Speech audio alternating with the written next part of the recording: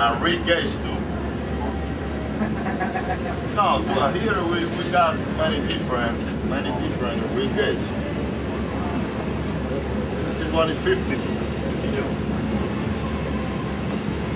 Here you can see the size, 4.5 by 44.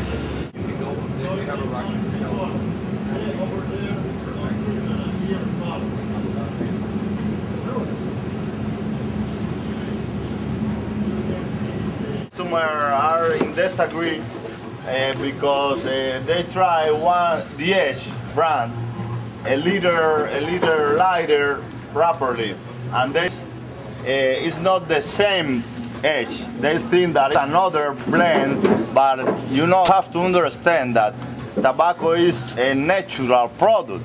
A little different in the wrapper leaf, in the color, is no problem. It's the same blend. Second.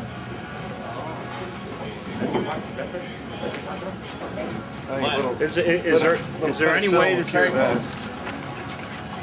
in this size? And you still sell those, right? As second. Sell as second. I live in Spain. I live in northern Mexico.